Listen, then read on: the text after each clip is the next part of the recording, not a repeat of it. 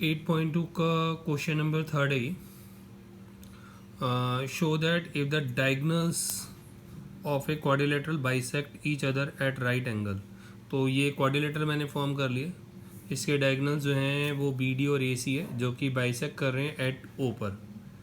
Then it is a rhombus. हमें prove करना है कि ये एक रोम्बस है। ठीक है, तो रोम्बस के लिए जो है आपको जो प्रॉपर्टी प्रूव करनी पड़ती है, जो कि मैंने पिछली वीडियोस वगैरह में बता रखी है, वो ये थी रोम्बस की। It is a parallelogram having all equal sides, all sides are equal. ठीक है, तो या तो हमें ये प्रूव करना पड़ेगा कि इसके चारों साइड जो है वो इक्वल है। Secondly diagonal bisect each other eight right angles. तो ये तो क्वेश्चन में गिवन है, ये वाली प्रॉपर्टी क्वेश्चन में ऑलरेडी गिवन है, तो हमें ये प्रूव करनी पड़ेगी कि इसके जो चारों साइड्स हैं वो इक्वल है। ठीक है, तो एक चीज़ और भी है, ये फिगर जो है वो क्वेश्चन में गिवन नहीं है, ये मैंने खुद ड्रॉ करी है। और जब हम ड्रॉ करेंगे तो एक चीज़ को ध्यान रखेंगे, जैसे लास्ट में मुझे प्रूव क्या करना है, then it is a rhombus. तो जो मैं फिगर ड्रॉ करूँगा वो रोम्बस की तरह दिखाई देनी चाहिए, ये भी ध्यान रखिएगा। क्वेश्चन को आप ध्यान से पढ़ लीजिएगा और ये देख लीजिएगा कि प्रूफ क्या करना है। जो प्रूफ करना होगा उसके अकॉर्डिंगली, जैसे इसमें प्रूफ करना है कि एक रोम्बस है, तो मैंने जो बनाऊंगा वो रोम्बस दिखना चाहिए। अगर मैंने उसको रेक्टेंगल बना दिया तो वो गड़बड़ हो जाएगी। ठीक है, तो जो प्रूफ करना है फिगर उसके अकॉर्डिंगली ही दिखाई पड़नी चाहिए, ये आपको ध्यान में रखना है। ठीक है, तो सबसे पहले गिवन लिख लेते हैं इसमें। A B C D is a quadrilateral, ये क्वेश्चन है। और जो डायगोनल्स है, diagonals A C and B D bisect each other at O. ठीक है, तो इसका मतलब क्या है? इसका मतलब ये हो गया, जब भी क्वेश्चन के अंदर होगा कि डायगोनल बाइसेक्ट करते हैं तो उसका मीनिंग क्या होता है। अगर डायगोनल बाइसेक्ट करते हैं तो उसका मीनिंग क्या है? उसका मतलब यहाँ पे हो गया ए ओ और ओ सी इक्वल है, ए ओ और ओ सी इक्वल हुआ, और ओ बी और ओ डी इक्वल हुआ, ओ बी और ओ डी जो है वो इक्वल होगा। ठीक है, अच्छा एक चीज़ और गई थी वो मैं लिखना भूल गया, उसने बोला bisect each other eight right angles. तो राइट एंगल का मतलब हो गया कि ए सी जो है वो परपेंडिकुलर है बी डी पर, ए सी परपेंडिकुलर है। राइट एंगल का मतलब है कि यहाँ पे जो बनेगा एंगल वो 90 डिग्री का है, ये राइट एंगल है।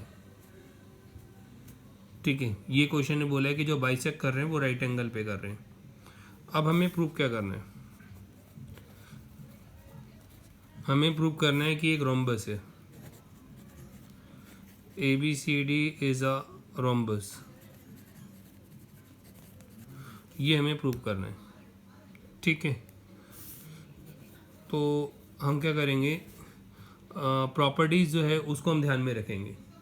ठीक है, हमने एक प्रॉपर्टी पढ़ी थी पैरेललोग्राम की, ये properties of parallelogram.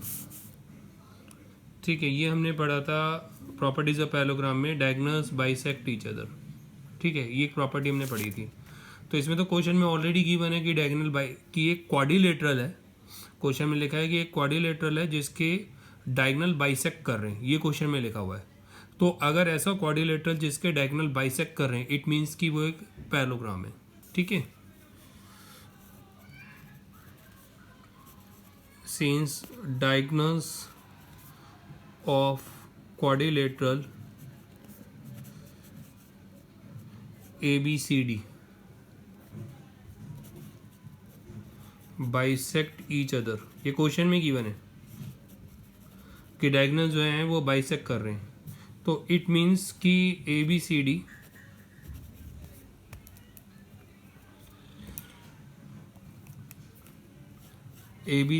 Is a parallelogram. ठीक है, इसका मतलब हो गया कि ए बी सी डी जो है पैरेललोग्राम है, क्योंकि पैरेललोग्राम की एक प्रॉपर्टी है कि कोई भी क्वाड्रिलेटरल अगर उसके डायगोनल बाइसेक्ट करेंगे, ठीक है, अगर उसके डायगोनल बाइसेक्ट करते हैं तो इसका मतलब ये होता है कि वो पैरेललोग्राम बन जाएगा। अब कॉन्ग्रुएंसी प्रूव करेंगे, उसके लिए ट्रायंगल ले लेते हैं ए ओ बी ये है। ठीक है, एंड ये B O C and triangle B O C. ठीक है, इसमें जो है ओ ए और ओ सी आपस में इक्वल है, ओ ए और ओ सी, ठीक है, यहाँ गिवन में लिखा था ओ ए और ओ सी इक्वल है, ठीक है, ये ए ओ और ओ सी इक्वल है, तो यही मैंने लिख दिया ओ ए इक्वल टू ओ सी, ये आपका गिवन में आ गया, ठीक है। इसके अलावा इस पे angle A O B, A O B कौन सा एंगल है, ये ए ओ बी, ठीक है, ए ओ बी, और ये जो एंगल होगा, क्योंकि अगर ये 90 है तो ये भी 90 होगा, लीनियर पेयर बनाएगा, और बी ओ सी ये दोनों 90 डिग्री है, ए ओ बी ये तो 90 डिग्री है, क्योंकि क्वेश्चन ने बोला है कि ये बाइसेक्ट कर रहा है राइट एंगल्स पे, तो अगर ये 90 है तो ये भी 90 होगा, ये भी 90 होगा, ये भी 90 होगा, तो हमें तो खैर ए ओ बी और बी ओ सी चाहिए, तो वही मैं लिख दे रहा हूँ, ईच 90 डिग्री, ठीक है, और बी ओ और बी ओ दोनों में आ रहा है, दोनों ट्रायंगल के अंदर आ रहा है, बी ओ इसमें भी आ रहा है, इसमें भी आ रहा है, ये कॉमन हो गया, कॉमन होने का मतलब है कॉन्ग्रेंट हो गया, ए ओ बी जो है वो कॉन्ग्रेंट हो गया बी ओ सी के, कॉन्ग्रेंट होने पर ए बी और ए सी, ए बी और बी सी ये इक्वल हो गए सी पी सी टी के थ्रू, ठीक है।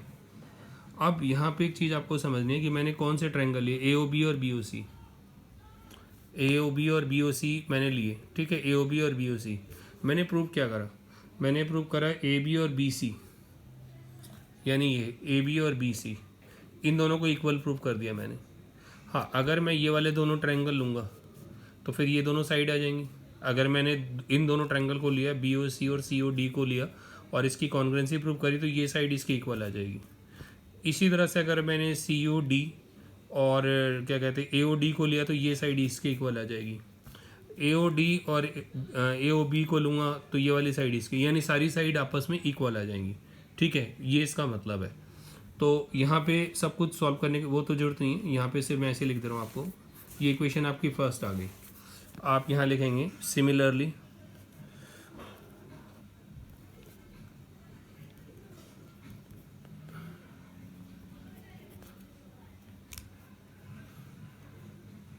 जिस तरह ए बी और बी सी इक्वल आए, ए बी और बी सी, ए बी और बी सी, इसी तरह बी सी और सी डी इक्वल हो जाएंगे, सी डी और डी ए इक्वल हो जाएंगे, ए डी और ए बी इक्वल हो जाएंगे, ठीक है।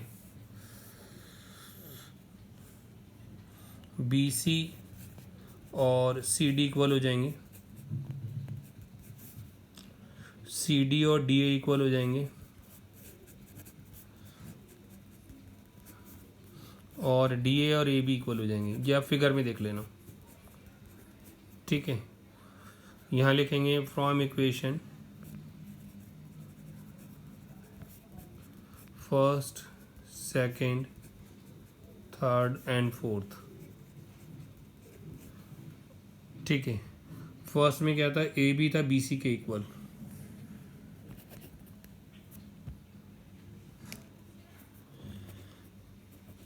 A B equal to B C था।